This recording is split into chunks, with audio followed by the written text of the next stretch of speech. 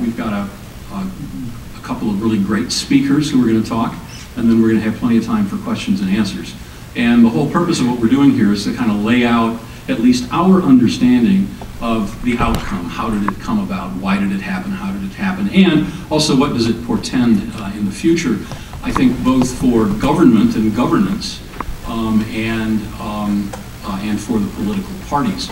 We're going to be talking about Maryland results, national results, and then anything that you all want to talk about when we get to the question and answer period. And the way we're going to go is as follows. We will begin with Annie Linskey, to my right, who is a State House reporter for the Baltimore Sun, has been with the Baltimore Sun for 8 years, and is one of the key reporters of state government and politics in Maryland. And she will talk about the Maryland outcome, particularly the referendum, but I'm sure you're also going to touch on the Bartlett-Delaney race. She will be followed by Professor of Political Science Tom Schaller, who is especially notable for having written a book a few years ago called Whistling Past Dixie, in which he was prescient in predicting how the Democratic Party could become a majority party, certainly in national elections, without winning many, if any, southern states. And then you're going to get stuck with me talking about whatever I don't think they talked about or whatever I think they got wrong, which will probably be not much.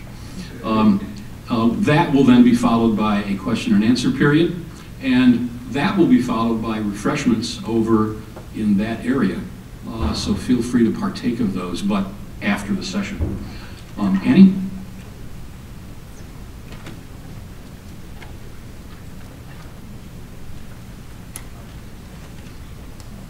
Hi there.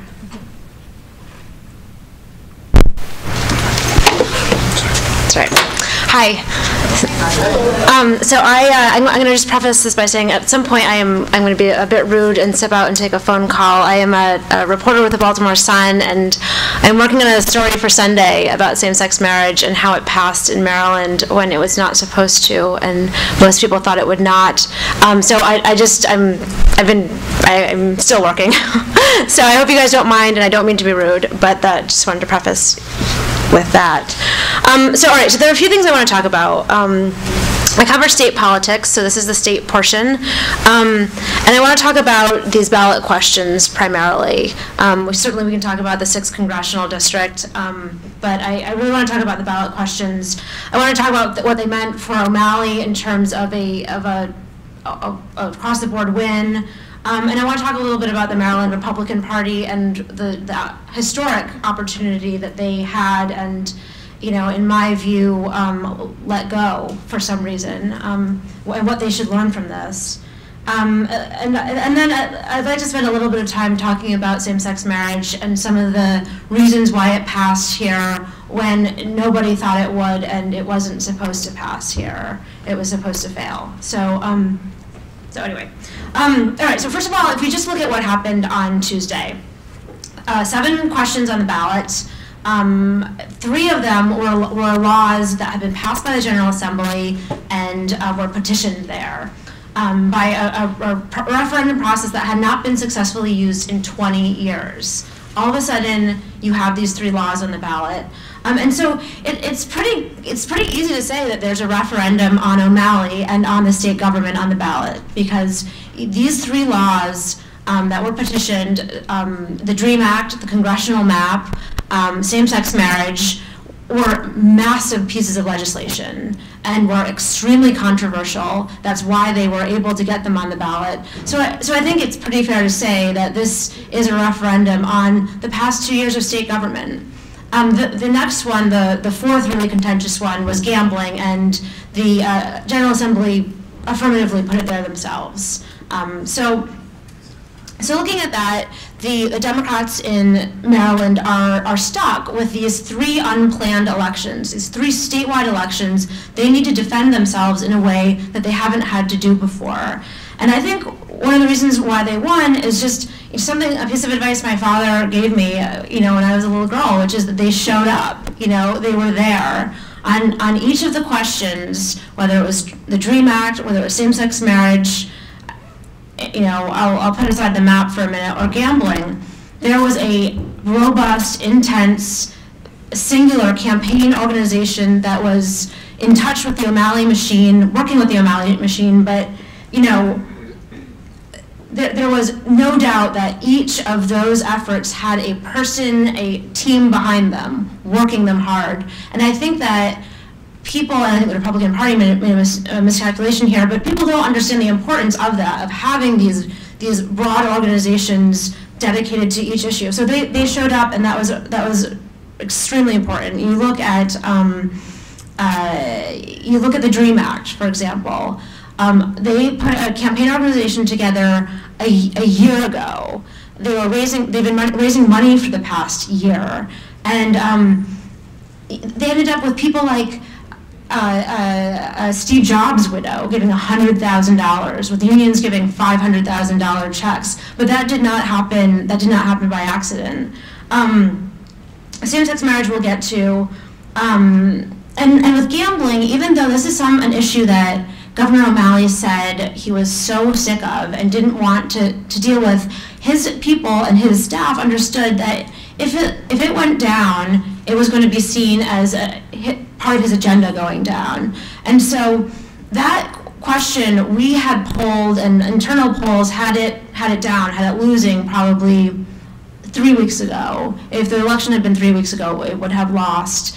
And the proponents, the MGM-backed proponents, had a shift in strategy, and that shift was to put people like O'Malley on television and Stephanie Rawlings-Blake on television. All of a sudden, I keep on going in and out here. I'm not sure if we got a problem with. Oh, well, can you hear me without it, or?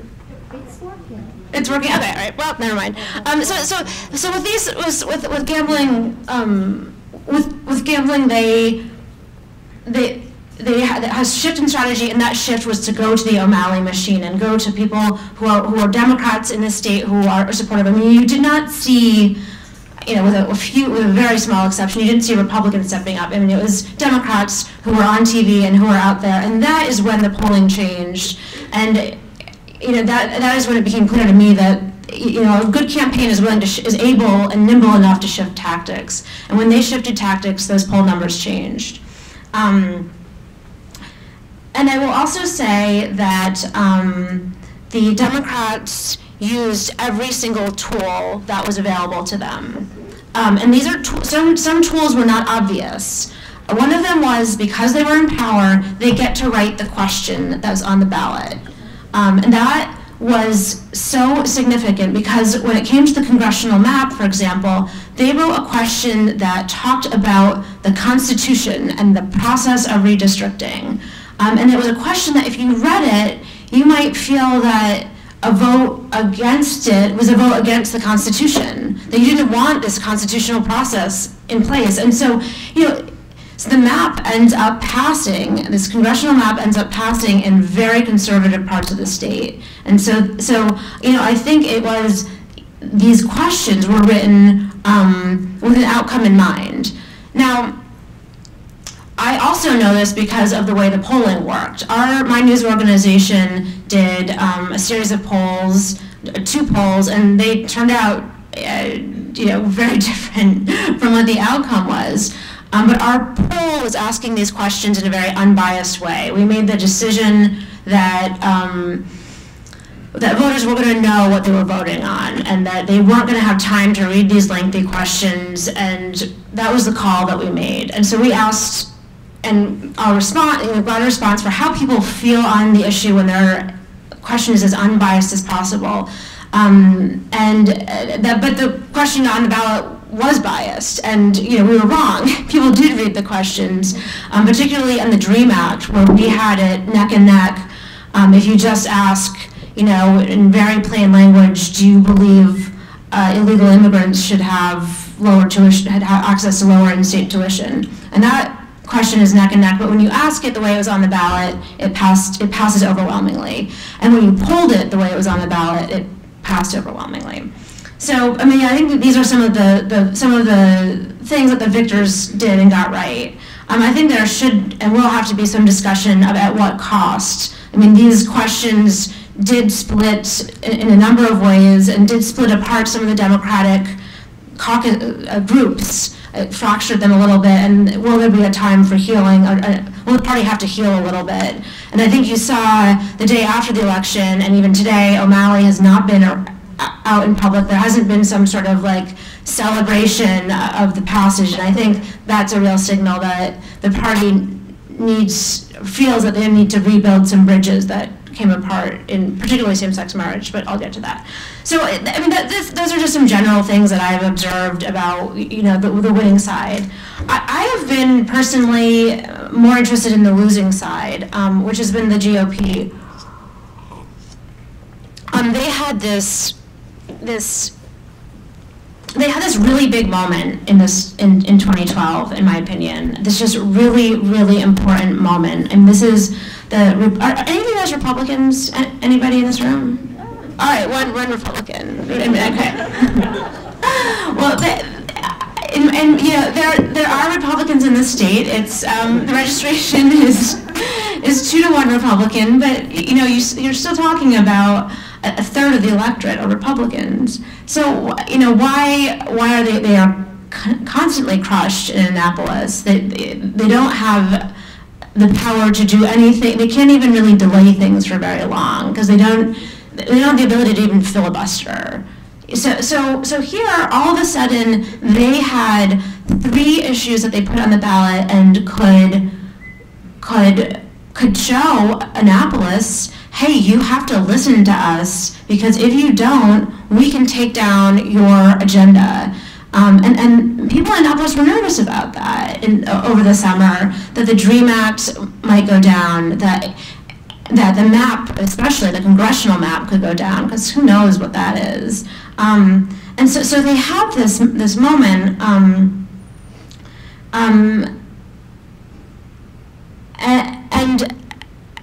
and they spent all of this time getting this stuff on the ballot. It was not easy. I mean, time and money and volunteers in the summer, and once these issues were on the ballot, they didn't form organizations. I talked to Neil Parrott yesterday, who is the person who put all 3 of these on the ballot.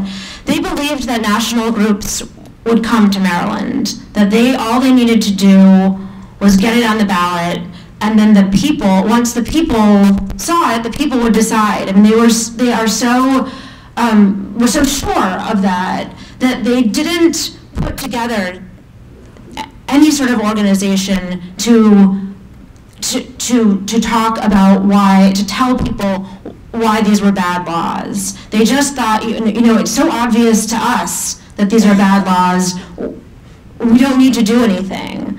And I think that's the common theme. You saw that DREAM passed overwhelmingly, the map passed overwhelmingly. Gambling had opposition and it was close, and same-sex marriage had opposition and they were close. But that opposition did not come from the Maryland Republican Party.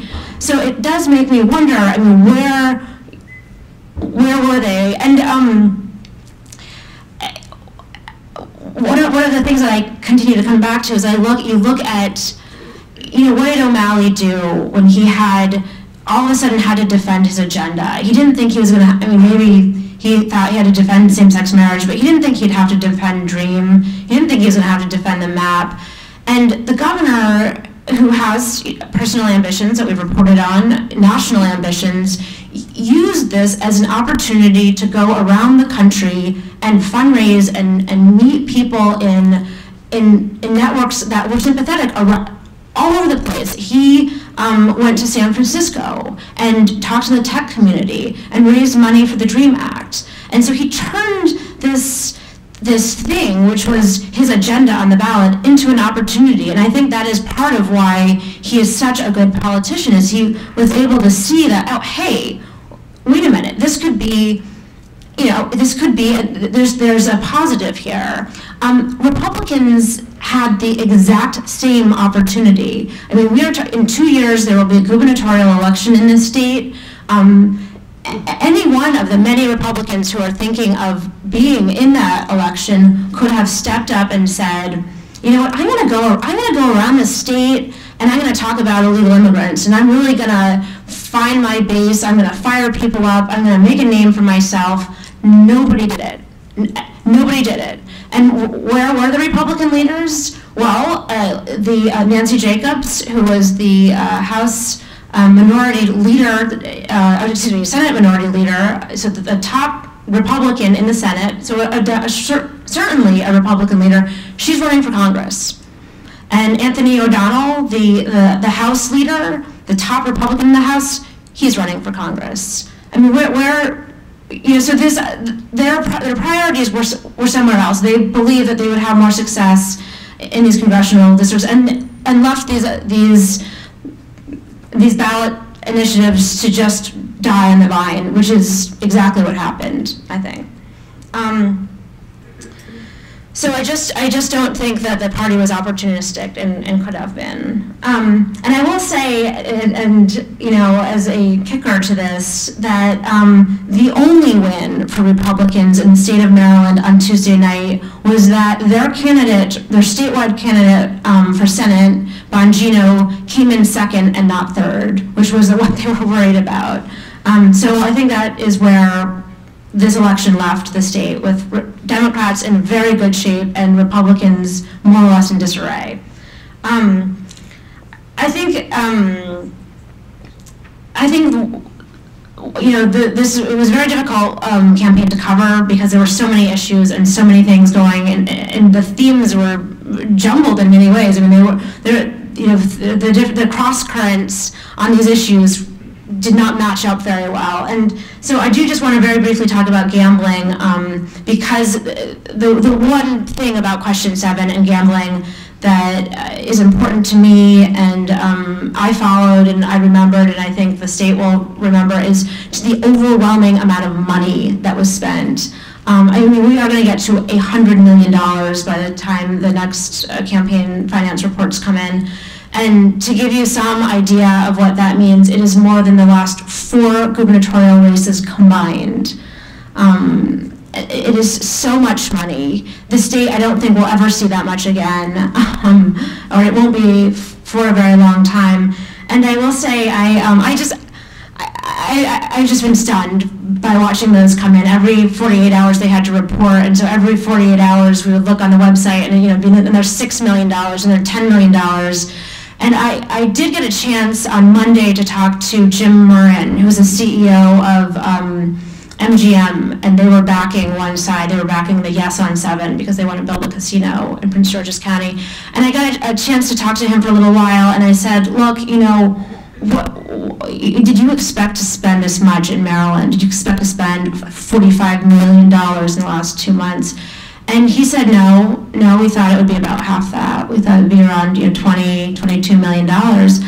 And I was just curious and said, look, what is it like to ask your board for another $20 million to throw in? I mean, how does that conversation go?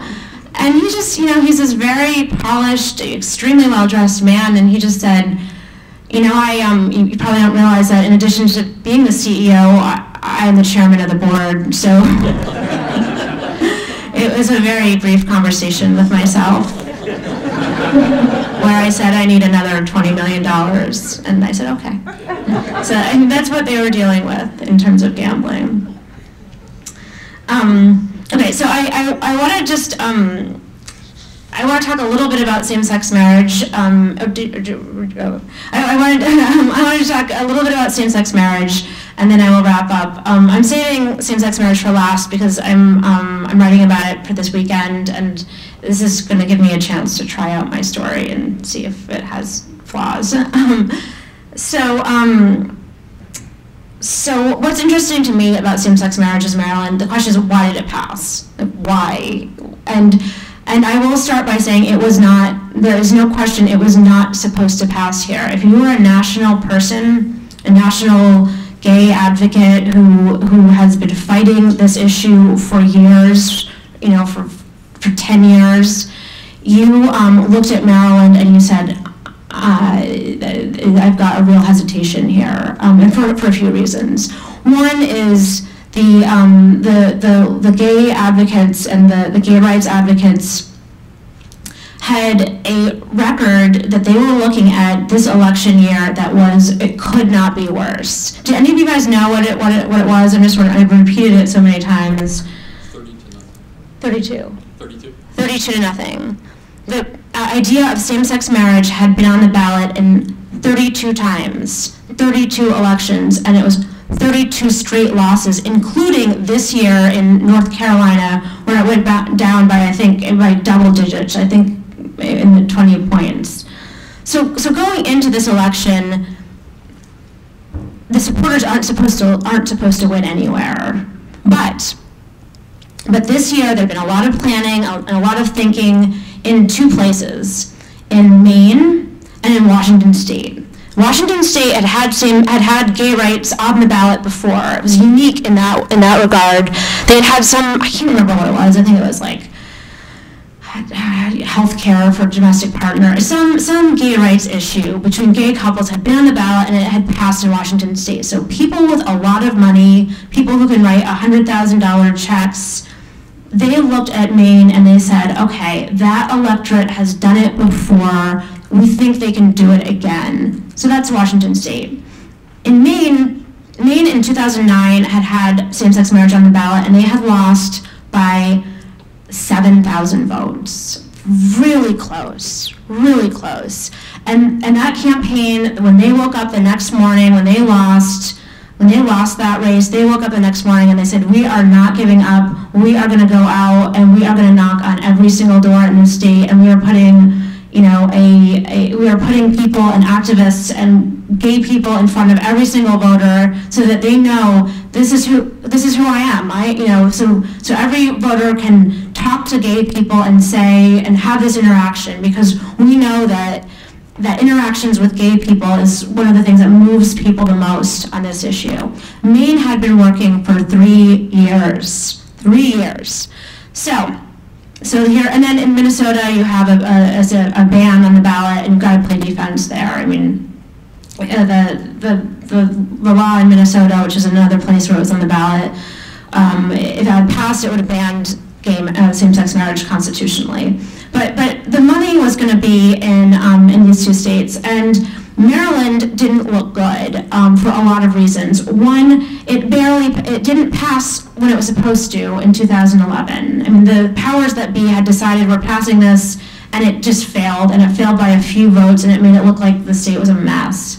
So that was one problem with Maryland. Another problem with Maryland was people looked at the electorate here, and they saw a large African-American electorate, and they saw a large Catholic vote. And these are two populations that historically have not supported same-sex marriage. And so how do you overcome that? You've got these electorates that aren't going to be supportive, and you haven't done any of you haven't spent the years on the ground that you need to support. And people with money to spend and put into these races are very sophisticated. And they finally thought, with Maine and Washington State, maybe we can have some wins here. Maybe we can do it. Maybe everything goes right for us in one of these two states, we can do it.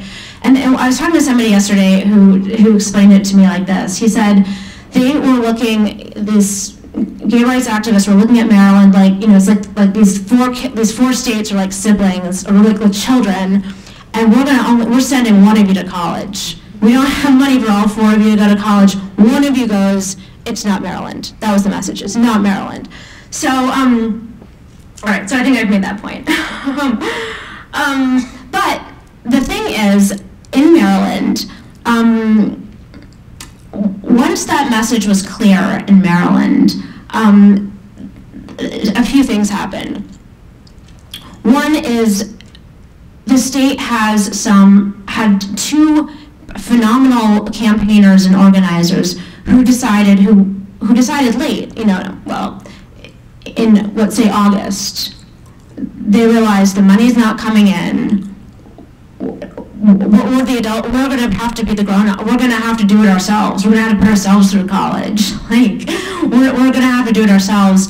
And they got, these are two individuals, Maggie McIntosh and Chip DiPaula. Maggie is a Democrat, Chip DiPaula, a staffer for Ehrlich, Ehrlich's chief of staff.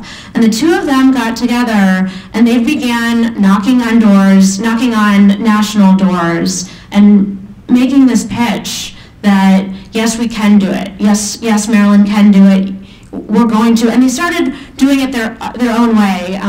Governor O'Malley certainly did a ton of fundraising, and if you look at those campaign finance reports, they will be very similar to O'Malley's top donors, because O'Malley's top donors stepped up and gave a lot of money. And then with people with a stature like Chip DiPaula and Maggie McIntosh were able to slowly soften the ground and go to organizations and make another pitch from a different perspective and talk to donors in a different way about Maryland. They were able to say, look, what you don't know about Maryland is that Maryland cares about equality, and we know this vote. We know this, we've gotten people elected statewide before. I mean, Chip DiPaula had gotten the first Republican governor elected in the state of Maryland, and he was able to say, I know this state, I know, if I think we can do it, I know I've been there before with the odds being down. And this worked. This worked. Their ability to talk to donors worked in a way that it hadn't worked all summer. And they also were very smart about their ads, and they were able to tell donors, we have very strong messengers in the African American community. And did you guys watch the ads? Do you remember seeing those? And I did. When you look at them, I mean, almost every ad featured an African American person until the very end. They had a white guy from Baltimore County, but they were very careful and keep having these ads that were mostly African American faces, and they were not. They were people who tested well also among white voters. So they found messengers who could speak to both communities, but the ads that were up primarily were these two African-American pastors, neither one of whom are ever going to perform a same-sex marriage. Neither one of whom had ever been involved with gay rights before. I just talked to one of them today. I went over Pastor Hickman to his church, and he said in January he went to a breakfast with the governor and a whole bunch of gay advocates to just talk about same-sex marriage. Would they get involved? Would they not get involved? He was a little on the fence at that point, and he was in a room full of gay people, and he just said, this felt a little uncomfortable. It was the first time I'd been in a room with so many people who were out and gay and talking about it. He was from a very conservative faith background and just was not accustomed to it. But he had an open mind to same-sex marriage. I will say they've both been very careful on this. He told me that at that breakfast, an advocate came up and said, an advocate came up to him and said, thank you for being here for same-sex marriage. And he said, I'm not supporting same-sex marriage. I'm supporting your right to marry each other outside of the church. But that's not what I'm supporting here. And I think that those two messengers were incredibly effective here, and the polls showed that as well. So they got their messengers, and they did get their money, and they did win. And I think that is primarily what I wanted to talk about. So how do you? If you want, okay.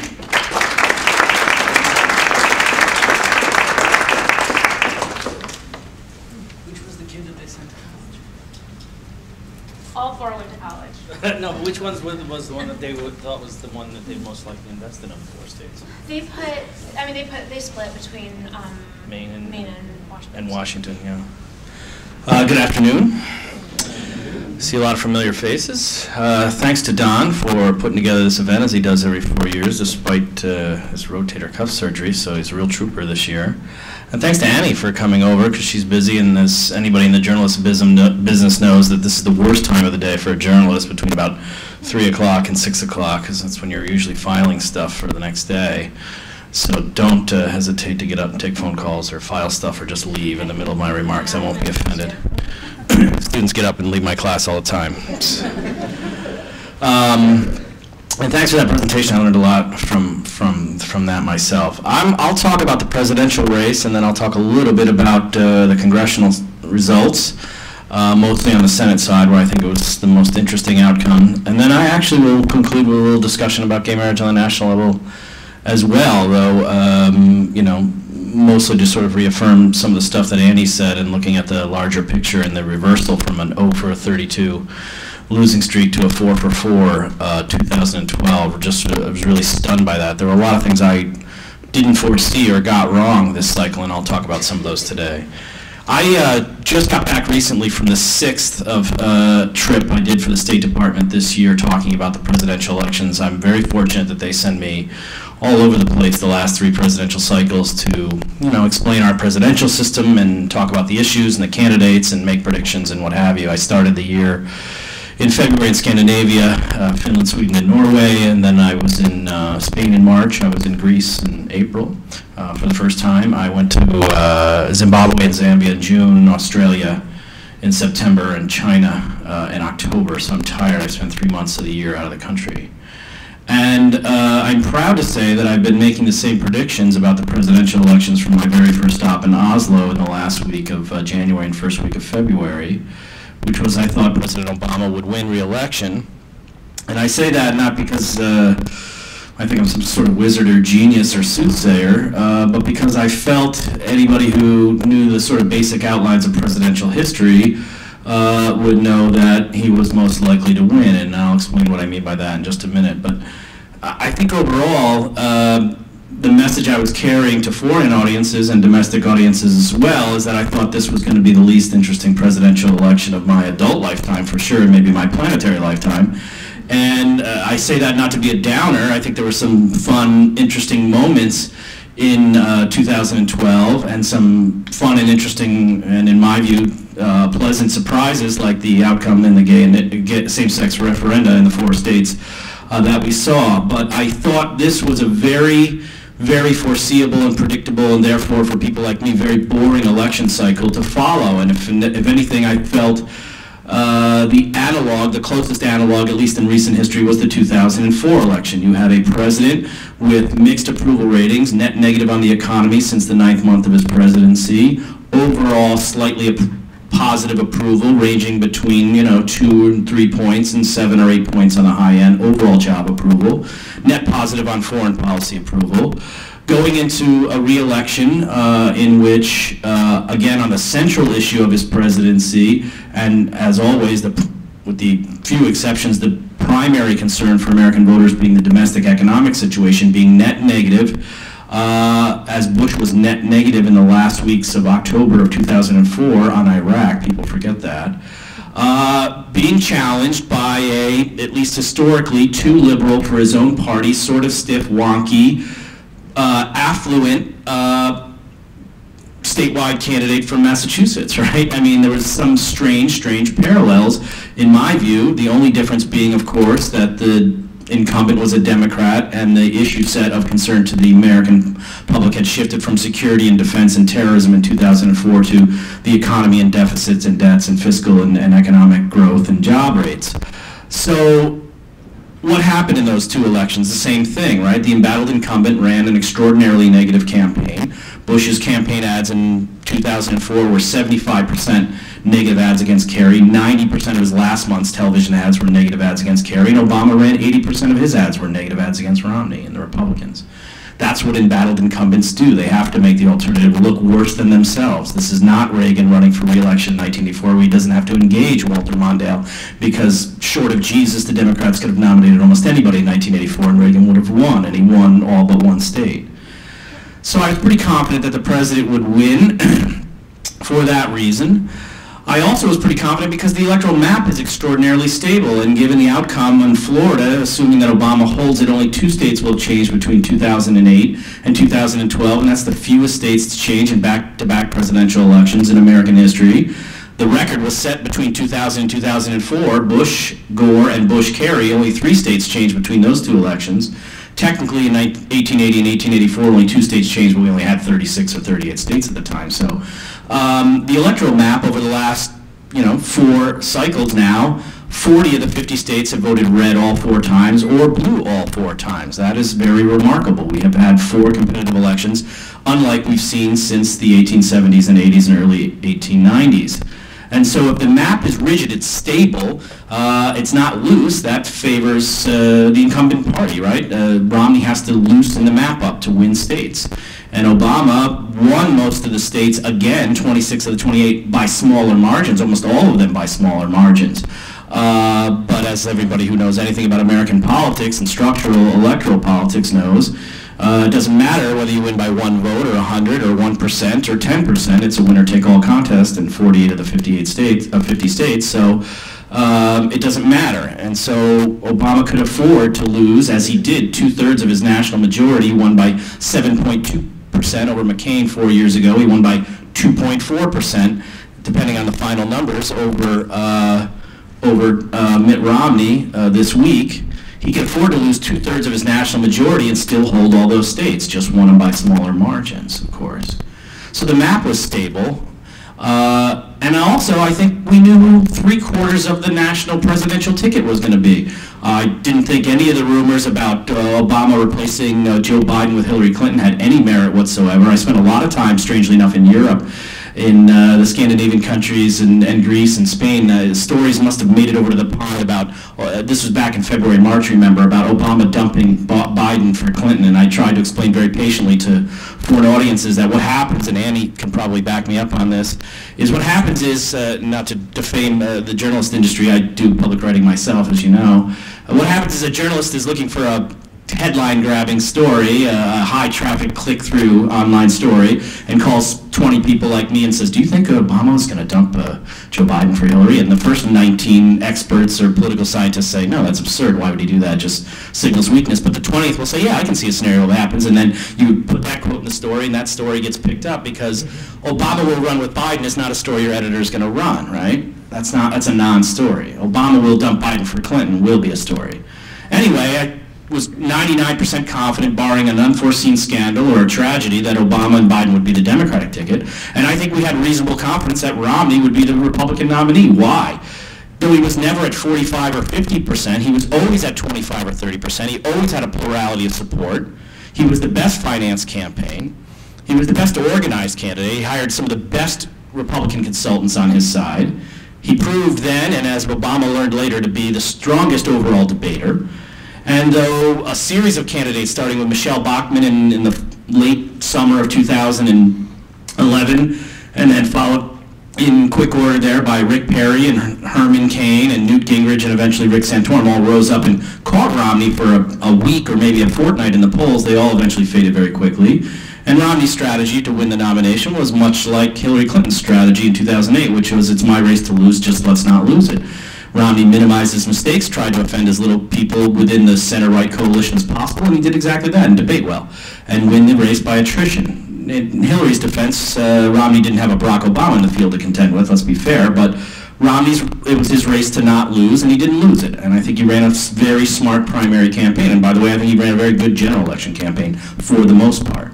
So we knew 3/4 of the ticket, I would argue, a year ago, right? The only wild card is, and that's just the nature of the way we select vice presidents, we have to wait for the presidential candidate to win, was Paul Ryan, and we could talk a little bit about him in the Q&A if you want. So we knew the tickets, we knew what the map was going to look like, and we knew what the demographic patterns are, and I can talk about that at length as well if you want to, since that's sort of my area of greatest concern and interest. And so we knew the general dynamics and structural sort of overlay of the election well before even the Republican primary for president began about a year ago, right now. More to the point, those who know their presidential history know that from the time of George Washington to the time of George Bush, that the incumbent president or the incumbent party, when eligible for re-election, say Johnson after Kennedy or Ford after Nixon, wins about 2/3 of the time. And if that data set seems a little old to you, since the Second World War, there had been, prior to this week, 10 presidents to run for re-election, and 7 of the 10 had won. 70%, even higher. And who were the 3 that lost? Ford in 1976, a unique case, and he was in the fact that he was the only president never to be elected to at least the vice presidency. 4 years later, Jimmy Carter, and 12 years after that, George H.W. Bush, and all 3 of them faced serious internal primary challenges in the renomination, which is to say, Of the 10 presidents who ran for election, the 7 who were not challenged in their primaries all won, and Obama kept that record streak alive, 8 for 11 now. So that's why I felt reasonably confident that we knew what the matchup was, we knew where it would be fought among rich voters, we knew Obama would certainly have plenty of money, having shattered every record in fundraising history in 2008 against George W. Bush, and that he would certainly have a good field campaign. And I felt pretty confident we would know the outcome. And I was predicting as early as February that Obama would win, but probably with a smaller margin than initially elected. Could see a scenario where he ran away with it if the Republicans, imploded, and could see a scenario when he'd lose it. But I had him at least a little higher. I thought he would win by 3 to 5% nationally, and probably 320 or 330 electoral votes, I was saying.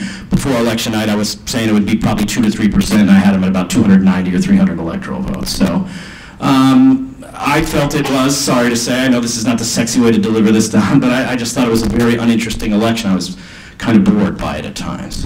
Sorry to report. Having said that, what does it mean? I was surprised that the turnout was lower. I thought that, Obama, and given the rising enthusiasm on the right to unseat Obama, I thought we would see a higher turnout. And though my colleague Michael McDonald at George Mason, who's the leading authority on this, says that in the end he expects it'll be 132 million turned out, it should be higher in aggregate but smaller as a share of the eligible electorate. And we had been on a path here since 1996 where the eligible share of the electorate that turned out had been steadily going up.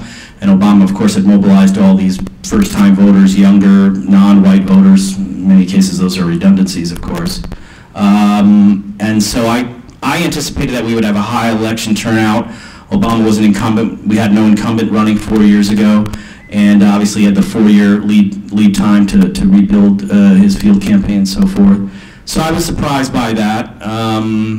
And I was also surprised that the minority share of the vote actually went up. It went from 26% in 2008 to 28%. And I'm surprised by that because, not because I'm unaware of the population changes that are happening in the country, but we saw an election in 2008 where Obama brought out this quote-unquote, Obama surge electorate, non-white voters, particularly African Americans, Latinos, and Asian Americans as well. And then we saw this 2010 Tea Party electorate, which was older and whiter and more affluent. The share of young voters under 30 was 18% in 2008, and they fell to 11% in 2010. The share of senior citizens went from 23% to 32%. And so we saw, and this is a familiar pattern, that in off-year elections, midterm or congressional cycles, whatever you want to call it, that the electorate, the turnout goes down, and when it goes down, more affluent people take a higher share, and older people, which is also a redundancy, right? A little bit older, whiter, and more affluent generations expand as a share of the electorate, and then they contract in presidential cycles. And because the white vote really didn't turn out for McCain, between 2004 and 2008, to just back up, the increase in just aggregate share went up 19% in non-white voters, but it only went up 1% in white voters between 2004 and 2008. And given that the country grew by about 4%, that means white voters obviously shrank. So I thought, this resistance to Obama and Obamacare, and we have this Kenyan socialist Muslim anti-colonial, there's going to be this huge white turnout. And so I really thought that the turnout would not be like 2010 Tea Party, because it was still a presidential cycle, but it wouldn't be the split that we saw, say 26%, 74% non-white, white. I thought it would be maybe 24, 25%. So I was surprised and wrong about that it was 28%.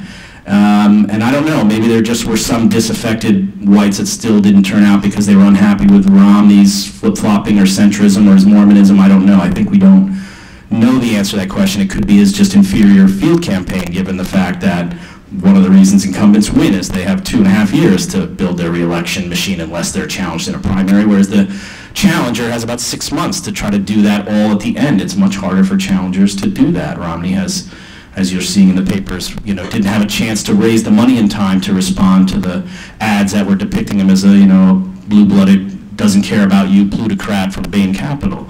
Although Romney in the end raised as much money as Obama, Romney, and the Republican Party and their affiliated groups, he didn't have as money as early as Obama, and Obama was banking support and votes well ahead of Romney before he could get on the ground, so to speak.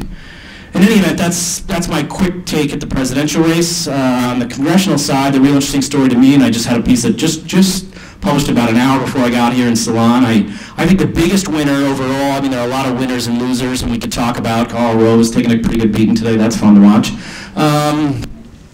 Is Harry Reid. I mean, the Senate is a real surprise, and maybe our former Senator, not late, sorry, Senator Sarbanes can comment on that. I don't want to Tom Sawyer you there, or Mark Twain you. You know, I think Harry Reid's ability to pick up 2 seats net in a year in which the Democrats had to defend 23 of the 33 seats this cycle after that huge class that they swept into Congress in 2006 that included our own Ben Cardin, of course. That is just unbelievable. And a year ago, of course, the discussion was whether they would even keep the majority. He was going to lose net 3 or 4 to end up +2, to be essentially swing about 5 or 6 net seats in their fortunes in about 6 or 8 months is really, really remarkable. And look at where they did it and with whom. It's not just the net numbers, right? It's not just the net numbers. You have replacements in Massachusetts where you have one of the most moderate, and I think very reasonable, pragmatic, and a keep your eye on to come back politician, Scott Brown. But with an uber progressive, you know, offended the Obama administration in Timmy Geithner, progressive in Elizabeth Warren, whose election just thrills me to the core, right?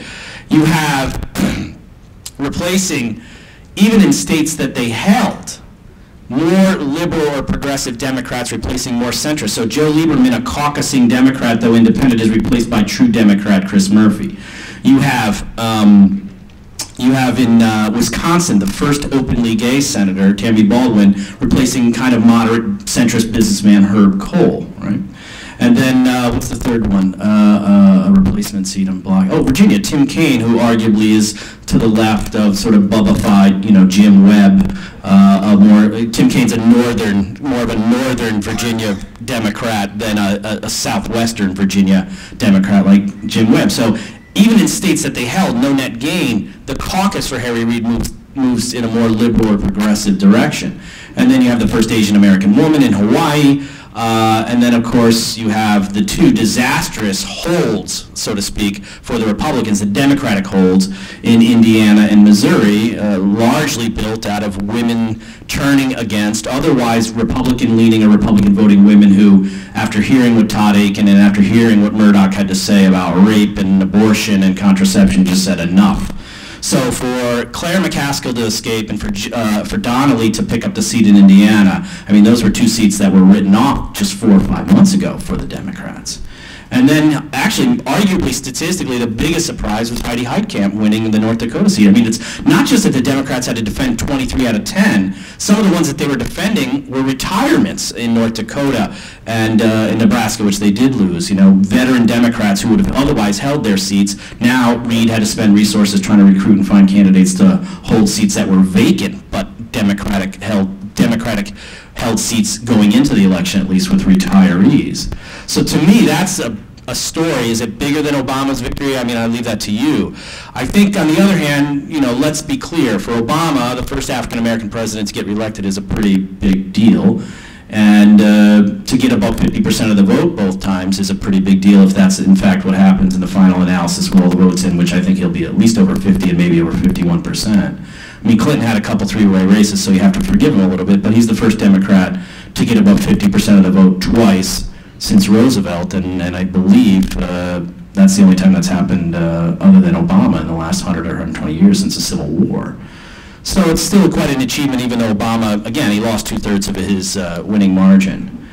Lastly, and then I'll sit down and let Don moderate. You know, I was, as a liberal and a pro-gay rights supporter and somebody who's written about gay rights and why Maryland isn't leading the country in this issue, and I understand the underlying demographic dynamics with the Catholic and the black vote, but as somebody who's criticized, you know, Reverend Burns and others for being way out of step with 21st century values, Christian values, I might say, not to get too lectury.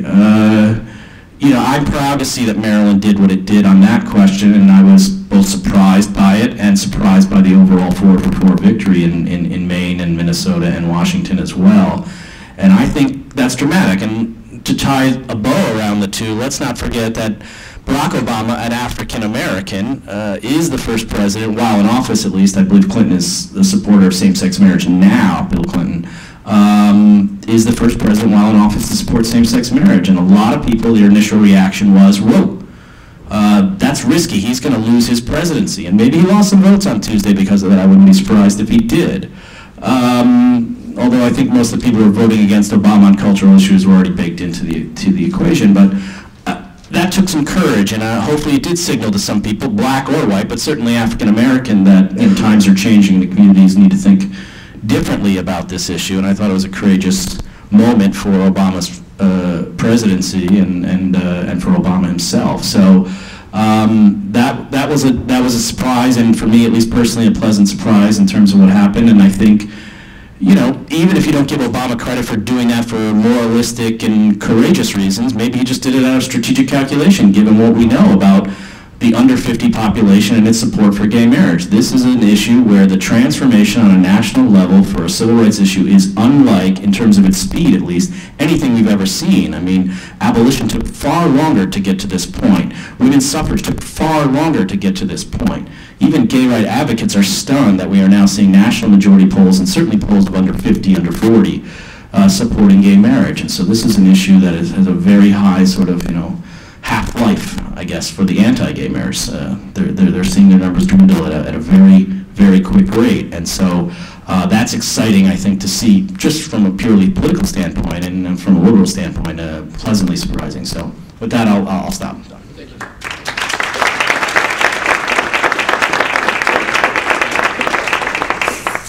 So I'm just going to hit a few high points of stuff that our speakers either didn't cover or I think needs to be expanded on a little bit.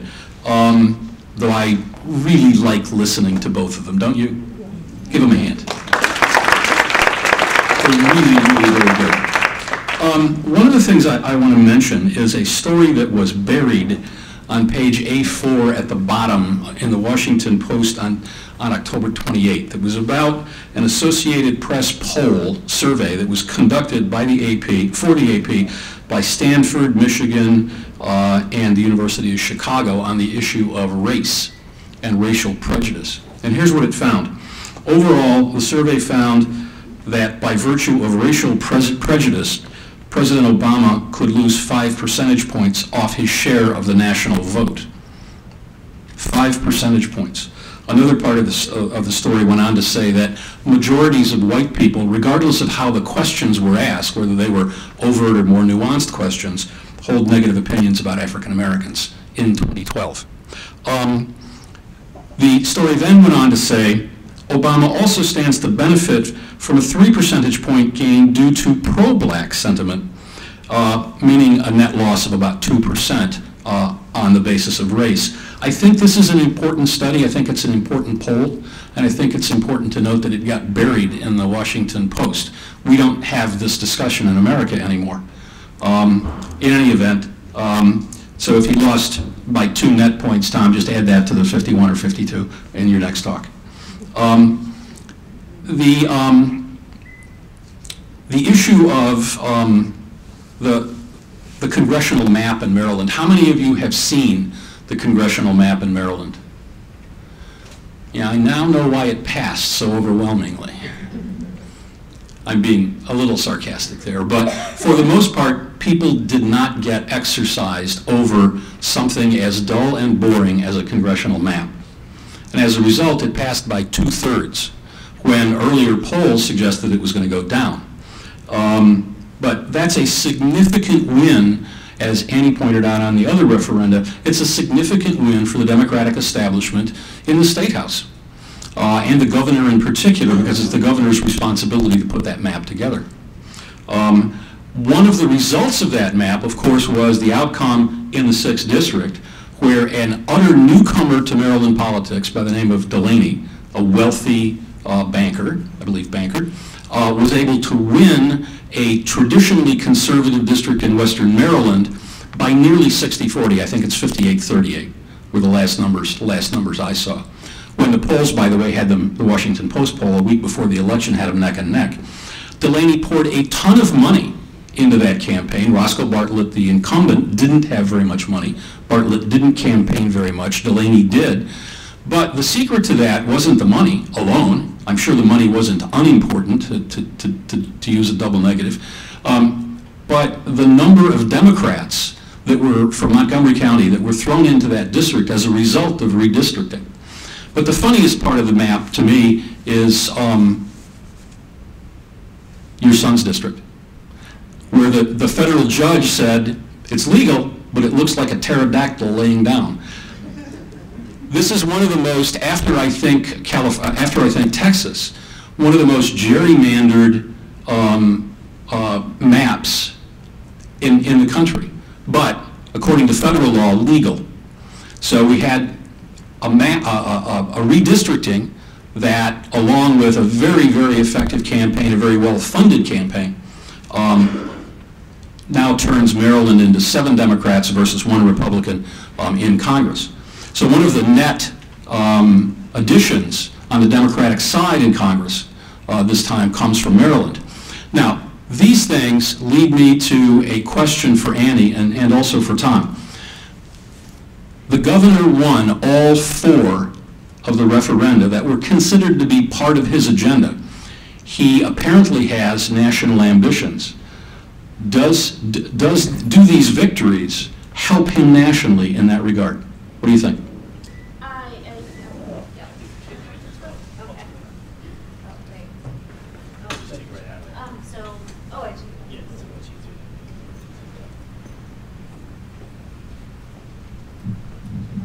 So the question is, do these victories help him nationally? Absolutely. There's no question it does. Not necessarily in the way that you might think, though. And I think a good person to look at is what Cuomo is doing in New York. I mean, Cuomo certainly his national. He already has a national profile. For heaven's sake, he's the governor of New York. But it was interesting. Cuomo is known in the press for not talking to the press, and also for not leaving the state of New York. He just stays there all the time. He just doesn't leave. And but one of the only times he has left the state of New York this year was to go to California for a fundraiser held by gay advocates who wanted to give him money and raise money for him. So O'Malley has tapped into 2 groups of people who have lots and lots and lots of money. These are gay advocates, A, and B, really interestingly, and something we have not paid enough attention to, but will, is supporters of the DREAM Act, who I think will nationally become more important because I think you are going to see some national movement on that issue. And who supports the DREAM Act, who funds it? I mean, certainly the unions. Also, really interestingly, the tech community. The tech community, which does all sorts of things nationally, they could pick and choose what they care about nationally in a way that I don't really understand. They really, really like the DREAM Act, and O'Malley has an entree to those 2 communities, the tech community and the gay rights community, that he would not have otherwise had. Thanks, Annie. Tom? Well, I certainly think Martin is in better shape after than before the election. Of course, I would agree with Annie. I don't know that it will matter. It could be kind of moot if Hillary Clinton runs. I am hearing increasingly that she will run. So I suspect if unemployment is near or certainly lower than 6%, about 2 years from now, she'll run. I mean, why wouldn't she?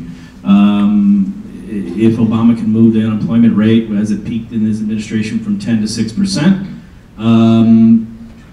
you know, it'll be like the second terms of Reagan and the second term of Clinton, which were the only 2 elections where, at least on the popular vote, a party has been able to win 3 elections in a row. It's very hard. It's only happened once in the last 60 years, Reagan, Bush.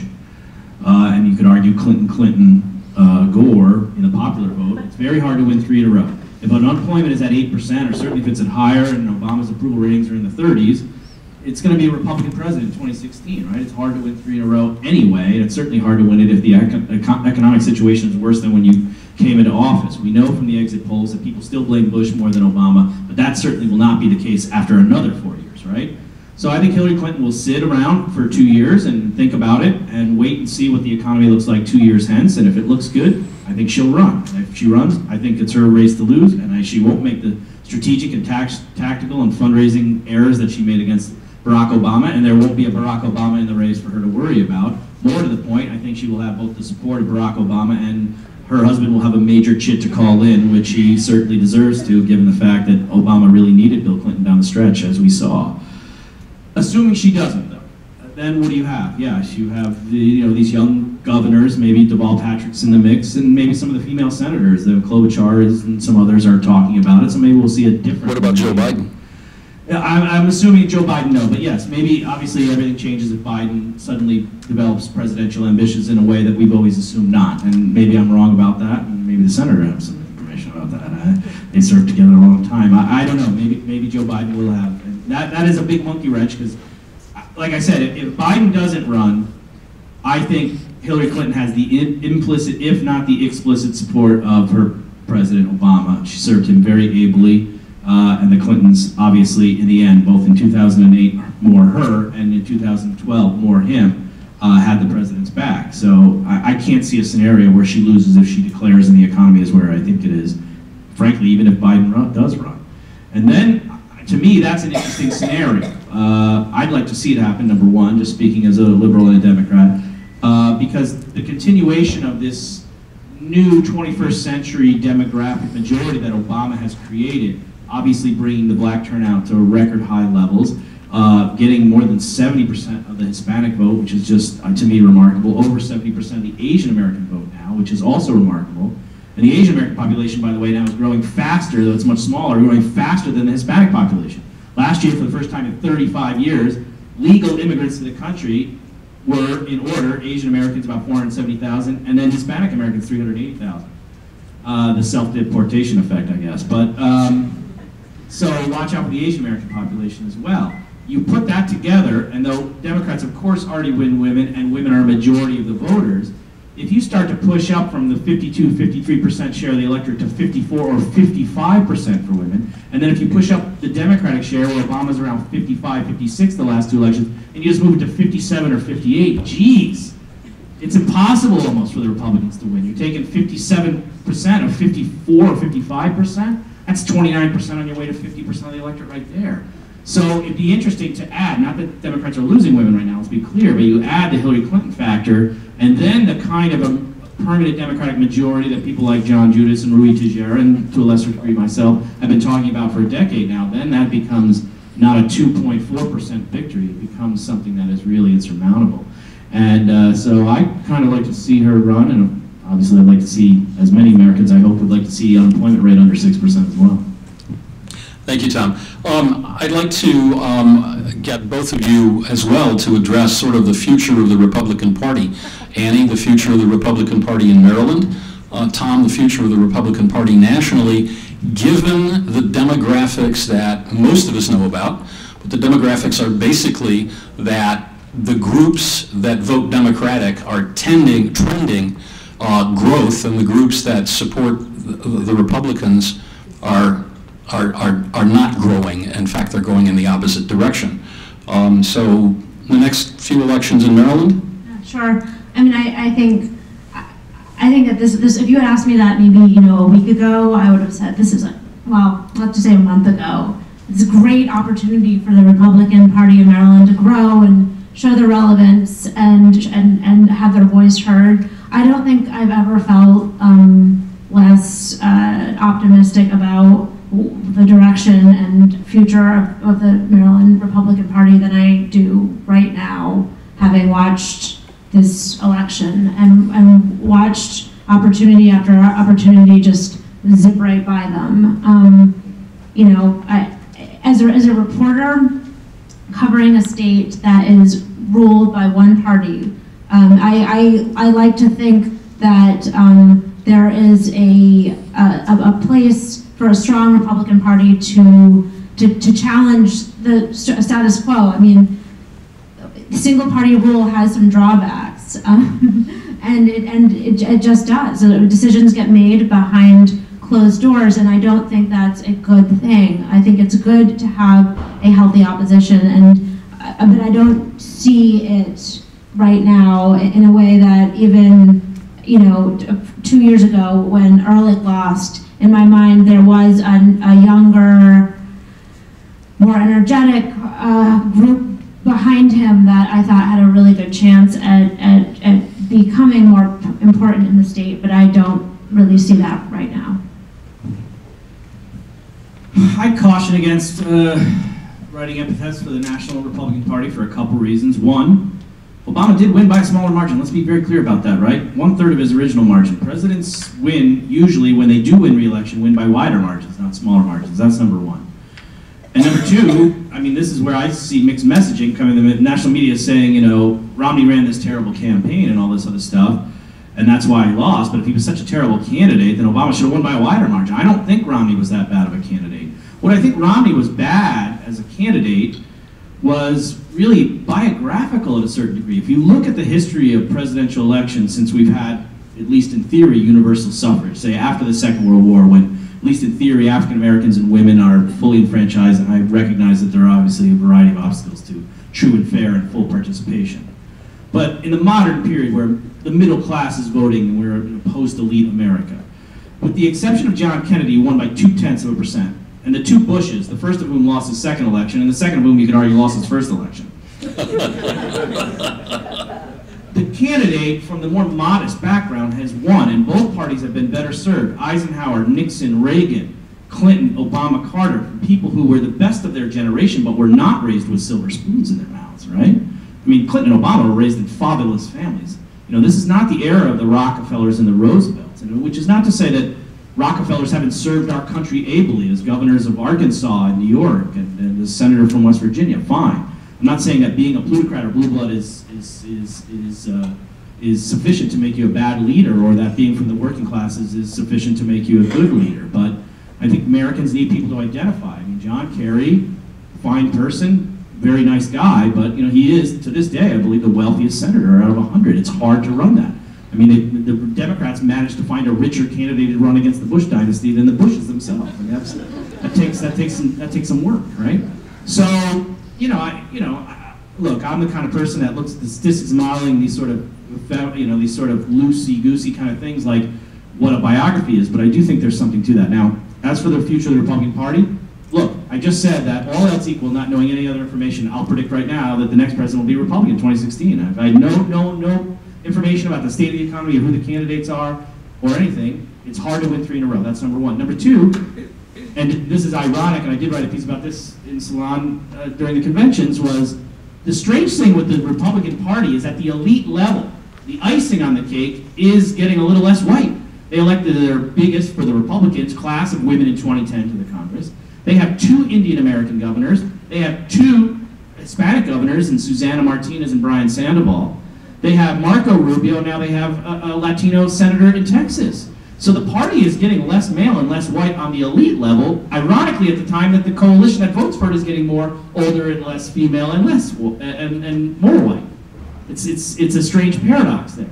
So they're going to have to solve some problems over issues like immigration and what have you, right, in order to be able to, say, nominate a Latino on the top or the bottom of the presidential ticket.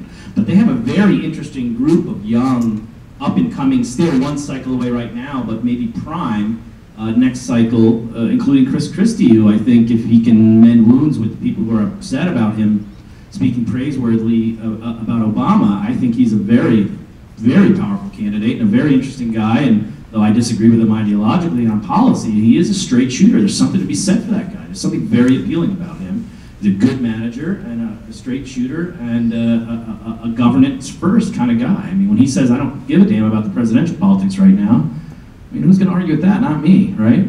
So you have him. I think actually one of the big losers this week is Paul Ryan, because historically vice presidential candidates who lose go down, and I think in some degree the sort of House Republican agenda was also on the ballot this year, and that went down too, and he epitomizes more than anybody the national policy voice of the House Republicans, which is, thanks to gerrymandering by the way, so completely disconnected, this is what I'm writing about in my current book, so completely disconnected from the kind of ideas that can win on a statewide level. You look at guys like Aiken and you look at guys like Murdoch, they're talking like House candidates. They know they can win House races like that, but you can't win Senate races and you can't win Electoral College votes statewide with candidates who have a sort of a House Republican mentality. The Republicans need to deal with that problem. They need to deal with the Tea Party that does better in House races than they do in Senate races. Harry Reid would not be the majority leader if he had lost his own seat, lost that Colorado seat, lost that Delaware seat 2 years ago, and lost the Indiana and Missouri seats right now. It'd be a 50-50 Senate with those crazy Tea Party candidates that the Republicans went with.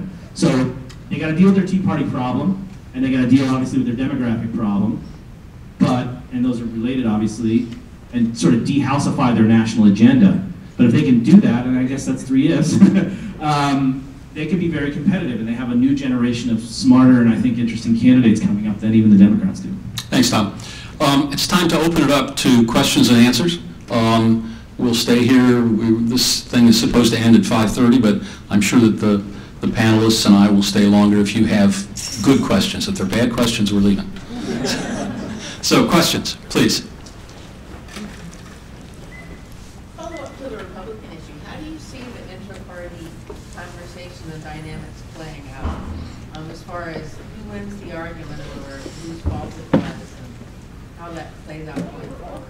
On the national or on the state? Tom, do you want to repeat the question into the microphone? National. Okay. The question is like the intra-party fighting that's going on with the Republicans. Look, there are a lot of smart Republicans, including our own Maryland, Ken Melman and Ed Gillespie, I think the smarter side of the road, Gillespie, Crossroads GPS team, frankly, who understand the problem and aren't really locked into that sort of House wing and recognize that they at least have to do something with Latinos and recognize that the Tea Party is a liability. What are they going to do about it? I don't know. I think the recriminations and the finger pointing, it always happens, of course, after the election. I remember very distinctly, the Losers Circle picture and story on the cover of the Washington Post a couple days after the 2002 elections. I can't believe we're 10 years gone from that. I think definitely needs to be some soul searching. You have Dick Morris and people saying, look, I was wrong and the party needs to do things, and you have a lot of smart writers that I know on the center right and even on the far right saying, like, look, we got to do something. And I think it starts with good candidates with new ideas. I think it starts with, strangely enough, benefiting from the replacement of older white voters, even in their own coalition with newer and younger voters who they can appeal to on issues like, or not have to deal with issues like gay marriage and abortion and immigration, because younger Republicans are liberal on this. Young Republicans have very, not quite majority, but strong support for gay marriage. So the Republican Party will be able to keep people in the fold when they don't have to fight these fights to keep their older coalition, which is really where it is. The country is becoming more secular, and as it becomes more secular, it's becoming more tolerant and liberal on these issues. But there's very strong relationships between generation, age, and these patterns. So the Republican Party, in a strange way, wants to actually move forward mostly to cleanse itself of a cohort that they need right now, but eventually they won't need because they'll be dead. So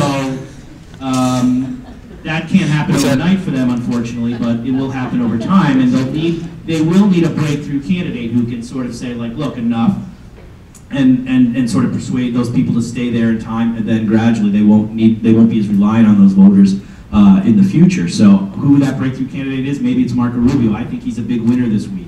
If they can learn to deal with him and his support for a different idea on immigration. This is a guy who lives in a swing state, very attractive. He's on a lot of levels, the physically attractive young guy, nice family, very articulate and so forth. He's an interesting candidate for the Republicans, and I wouldn't be surprised if he's somewhere on the ticket. Maybe not on the top ticket, certainly on the bottom of the ticket, but maybe on the top of the ticket. And we'll see if the Republicans, who haven't hesitated, like I said, to nominate and elect non-white candidates and increasingly women candidates. They're way behind on both these things compared to the Democrats. Let's be clear, we'll have 20 senators for the first time in American history, and 16 of them are Democrats, right? So they're way behind on these scores, but they are recognizing it and they are trying to catch up. I think what they can't do is just have it all be superficial icing on the cake. They actually have to have the issues that marry that, because it assumes that women and minorities are too stupid to vote for their own interests just because they see a female candidate or a non-white candidate. That's kind of condescending, I think, at a certain level. They have to marry the policy to the sort of window dressing candidacies. Thanks. There was another question toward the back, I think. No? Yes, go ahead. Yeah, this has to do with Maryland politics. It looks to me that overlooked in the debate and the coverage of the gambling was the force of one man to force the issue. basically hold state government hostage. I'm talking about the Senate President, Mike Miller, which I personally find alarming. Is there any way that his lock in state government can be reduced? I guess the short answer to that is no. Certainly Miller has a tremendous force behind the gambling bill passing in the House and Senate, force in the Senate, but I think that had gambling gone down, I think in Annapolis, it would have been seen as a rebuke to Mike Miller, to Senate President Mike Miller, but it didn't. You know, he at the end of the day, it didn't. I mean, I think some of the good questions that I don't feel like I have a great grasp on the answers to is why, you know, the Baltimore Sun went out for dinner with Governor O'Malley about a week before the session ended, and the editors of the paper were there along with myself and some of the other beat reporters. And one of the topics that came up was, hey, we're getting towards the end of session here, what's going on with gambling? Are we doing anything? Are we not going to do anything? Should we expect something? And the answer was not, you know, affirmative. It was, you know, we need to look at the budget first. We've got budget problems. The budget comes first. And we walked away from that dinner thinking there's not going to be a gambling bill. So something happened to change the governor's mind. And I don't really know what that was, but something happened. I think, let me just interject, I think short of him retiring, or whatever, but short of him voluntarily leaving, there's no chance that it's going to be involuntary. He's got such a lock on power within the Senate that the Senate does pretty much what he says on issues where he wants that to happen. And I don't think that's good for the Senate, I don't think it's good for the state, but it's a reality that everybody in the state understands and deals with, or tries to deal with. I was just going to say, as I recall, the Sun advocated that we vote against gambling in 7. The editorial board, yes. Pardon me? Yes, the editorial board. The stories before the election we covered it pretty well, and intended to be against, as I recall, this referendum. How did you respond as a newspaper? To that. I mean, with what happened? I mean, do you have a dialogue? What happens in terms of your process when the public goes differently than you? Oh, do you mean on our editorial board? Yes. You know, I don't think anything. You know, our editorial board lives. They literally are in a little tower in the newsroom. I mean, they are literally the ivory tower of the newsroom. They think, they talk to people, and then they think some more, and then they pop out an opinion. And sometimes, you know, I can see where they came from. Sometimes I wonder who the heck they talked to. But they're different. I mean, it's such a separate organization. I don't think that they will be the way that the debate went down will change the way they think about the issue at all. Luke. I'd be curious to hear from the panel any comments about the quality of the discourse, and what I saw as often a disregard for the truth. And also, I'd be curious to hear your thoughts on voter suppression. On gambling? No, for the election across the board, mainly nationally. Okay. But what I also found it kind of alarming, some of the lies that were told about the referendum. Well, I don't know exactly what your reference point is on lying, but there's a long political tradition that began well before 2012 of candidates telling lies in presidential elections about themselves and about their opponents and about their records and about basic facts of American history and policy and so on. So I'm never really surprised by any of this, and at a certain level, I'm never really offended by it. I mean, yeah, there's Romney in the first debate looking like he didn't promise this tax cut, saying, well, I won't do it unless there's all these offsets. And Obama was so stunned that he was like a deer in the headlight and didn't know how to respond. And Obama looked weak on that debate. He was bad in that debate for other reasons than that. But one of the reasons was I think he was like, who is this Romney? But they signaled very early that they were going to etch a sketch and recreate Romney like the $6 million man from Nuts and Bolts all over again as soon as he won the primary.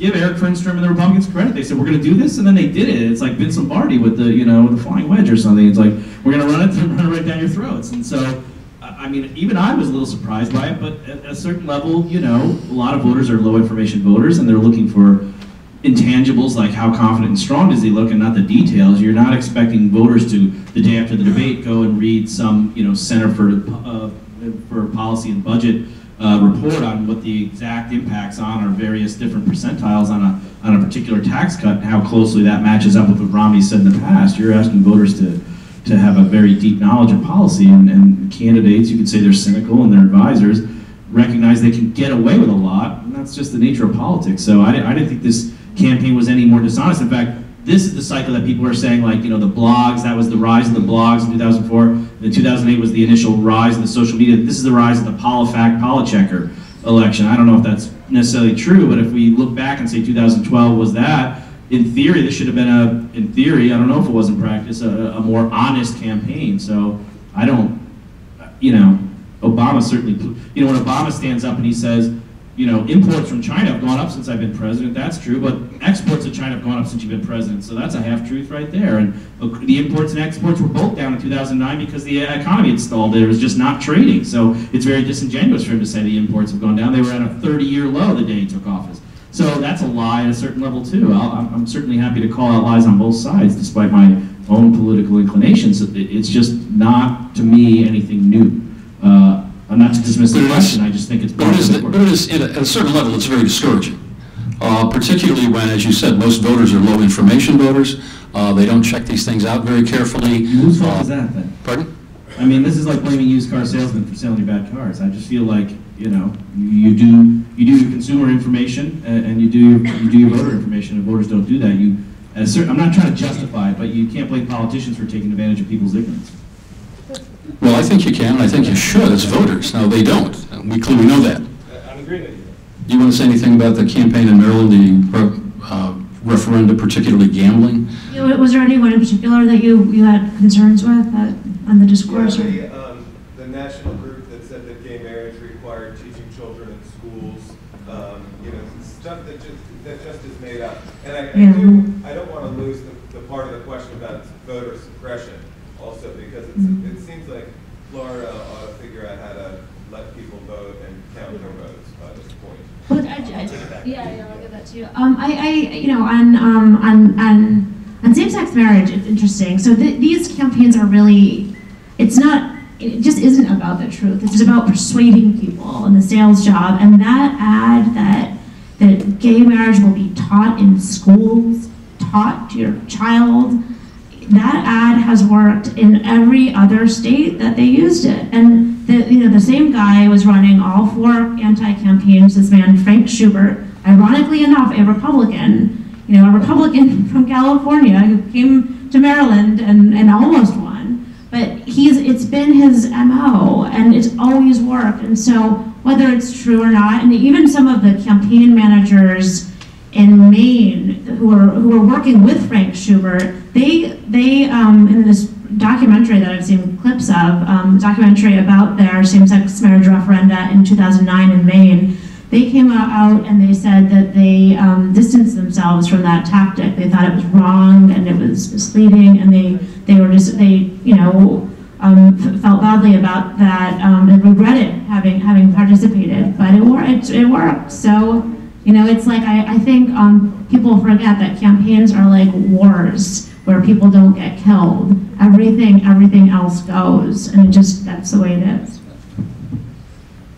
Well, on voter suppression, there's always a lot of stories, mostly from the left, warning about some shenanigans and stuff, Greg Palast and people like that. And sometimes there's some truth to that. I certainly think there was a systematic, attempt and success at keeping black voters who had names similar to felons away from the polls in 2000 in Florida. I don't think that's in dispute, really. And maybe there were some shenanigans in Ohio in 2004, but in general, if there was widespread shenanigans and voter suppression, then the polling numbers, which were pretty accurate, would have been way off given the final results. So I don't think that's the case. You gotta go, Amy? I've got it over on that. Let's thank it. Thank you.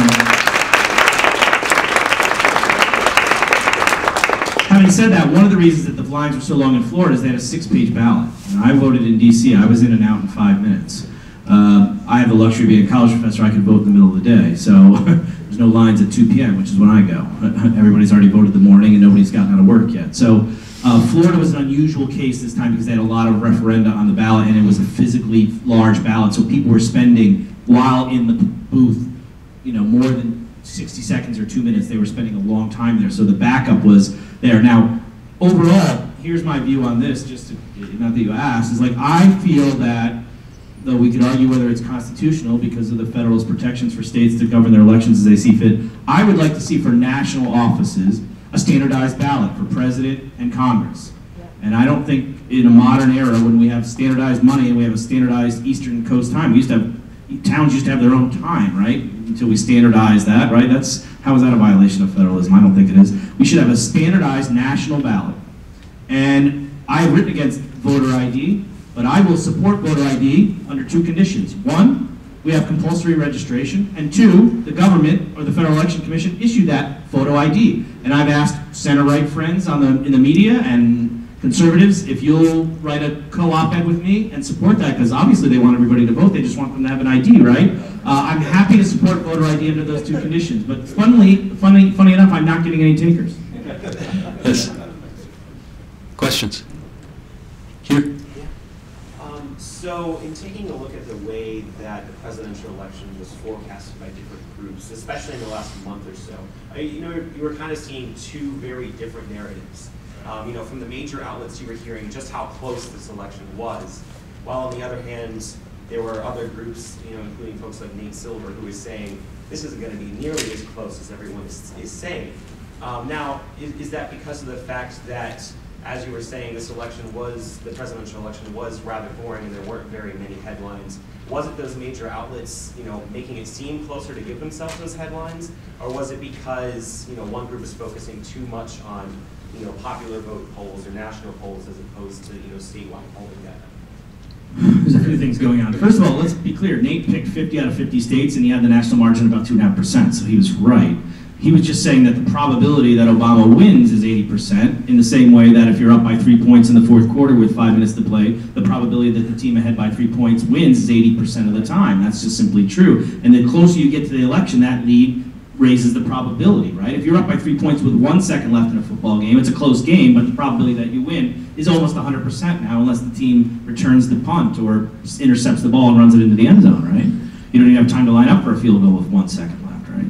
So let's be clear about the difference between probability and chance in obviously a dichotomous event when you lose. I think there were 2 things that are going on. One is there was this whole discussion about whether the polls are biased and the media is behind all this, and the Dick Morrises and all these other people were simply wrong, and I think they were just feeding into a conservative narrative that wanted to believe that Romney was ahead and couldn't believe that Obama wasn't hated by the whole country. And so they were saying, oh, the polls are overweighting Democrats relative to Republicans. Likewise, they were saying there are too few Republicans, and then they were also simultaneously saying, look, Romney's winning all the independents. Now, you should have been able to put these 2 information pieces together, and what's his name? Nick Gurovich wrote a very good piece in the Daily Beast, I believe, said that those 2 things are related. How is that? After the Bush era, and Bush left as the least popular president since polling upon departure of office, right? And the neoconservative project and Bush's budgets and various other things were very unpopular. A lot of Republicans started to self-identify as independents. Well, what would that do? That would do 2 things. It would lower the number of self-identified Republicans, and it would increase the Republican leaning among self-identified Democrats or independents, because people who used to be Republican are now independent, but they're still leaning Republican. So Romney won independents, and he was winning independents in all these pre-election polls. Why? Because those independents were just former Republicans. And people sat down and explained that to people. That explains the supposed paradox of a big Democratic identifier minus a Republican identifier margin, and it also explains the fact that independents are overwhelmingly leaning Republicans. John Kerry lost independence in 2001, independence in 2004, he lost 2. Why? Because after 9/11 and Bush, self-identified Democrats started, some of them in the middle, started identifying as independents, but they were really historically Democrats who were leaning Democrat even though they were self-identifying as independents. So that's a very easy paradox to explain, but for people like Michael Barone and Karl Rove and Dick Morris, they don't want to see that. They want to see, wow, Romney's way ahead of independents. And if you assume there's the same amount of Republicans and Democrats, he's going to win the election, which it would be true. But there's not the same amount of self-identified Democrats and Republicans turning out, because Democrats are proud to identify as Democrat in a Democratic administration with a Democratic president who's doing pretty well. And Republicans in the wake of the Bush era are not identifying as Republicans at such a strong rate. So, end of story. I think we probably ought to break at this point. We have refreshments over there. I want to thank everybody for coming, and I particularly want to welcome Senator Sarbanes.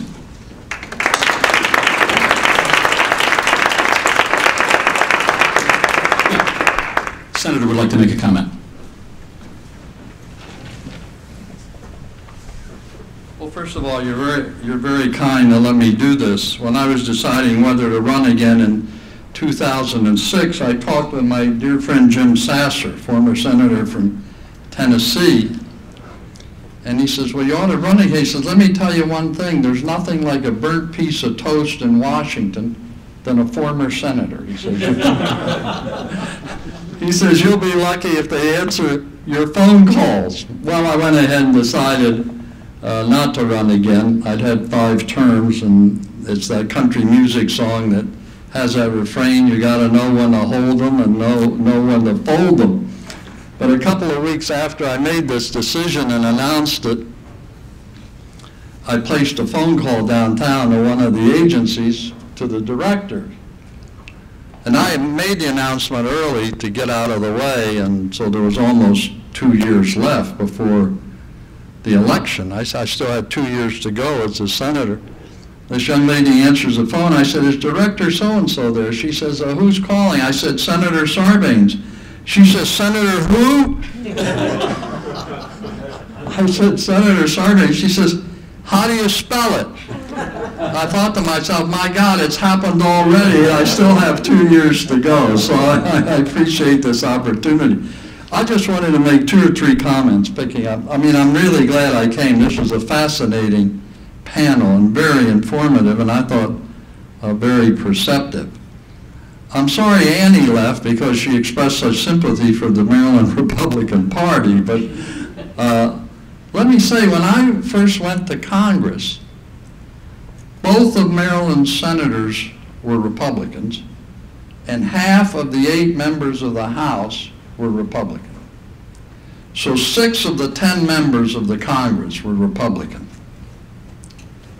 And, you know, many of us wanted to change that, and we worked over the years to change that, and we've moved Maryland in a, I think, in a democratic direction, and that's going to bring up another point I want to make. But I saw the Republican Party, or elements in the Republican Party, drive Mac Mathias out of the electoral arena.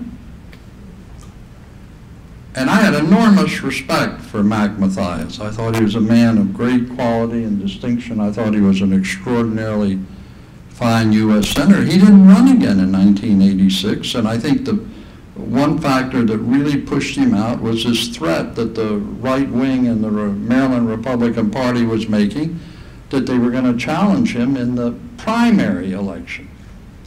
And I think there were other reasons as well, but that.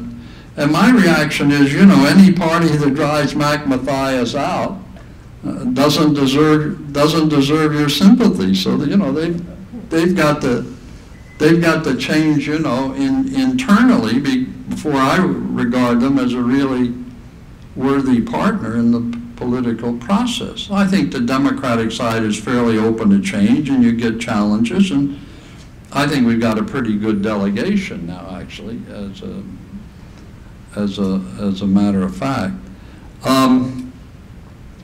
The other thing I want to mention is that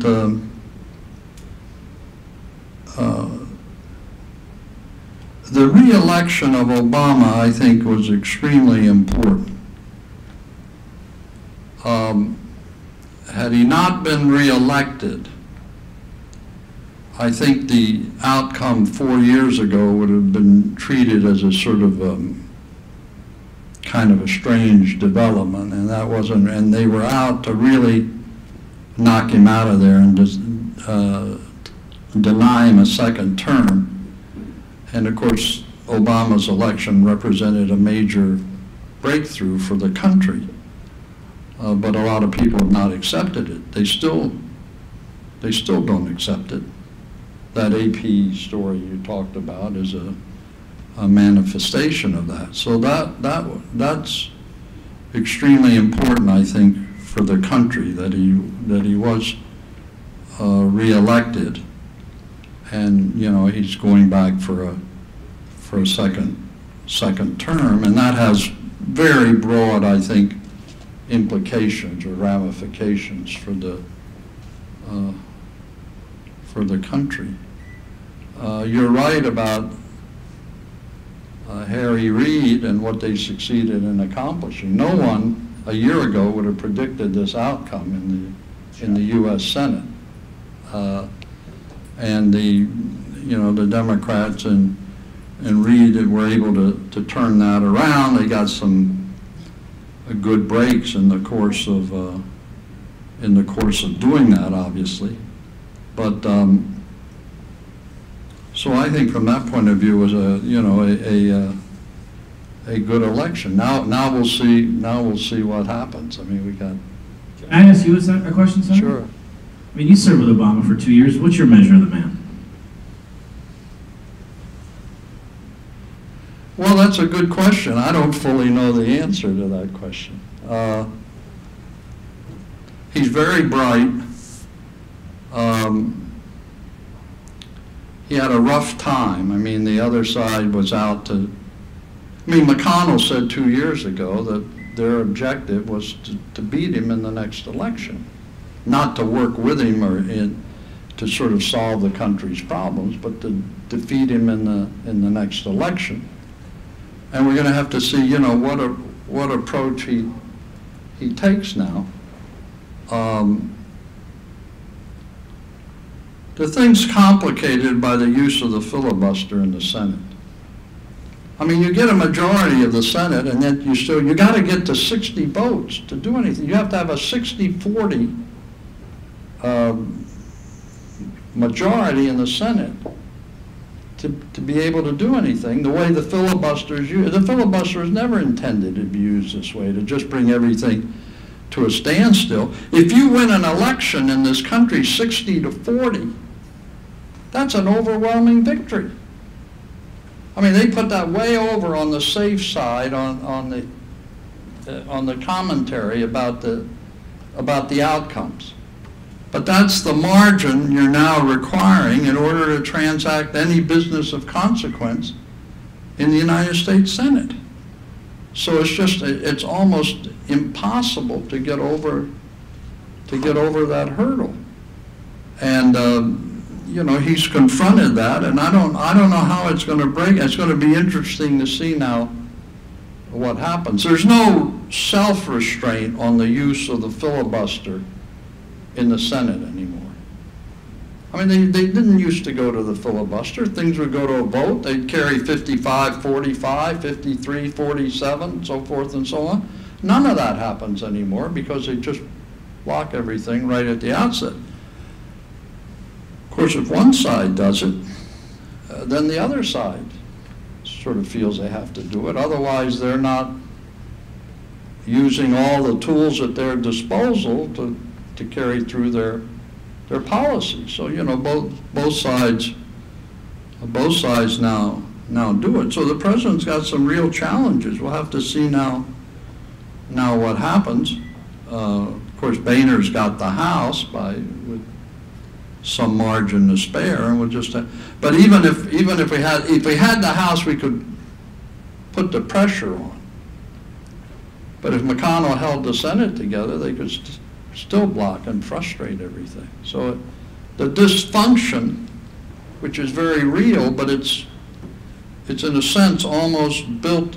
The possibility of it is built into the system, and they are exploiting the possibilities. Yeah. Well, I just wanted to add those few comments in on that.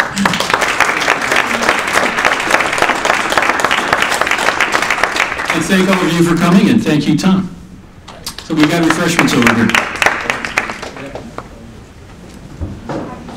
Oh, I'm sorry. Hey, Chris. How are you?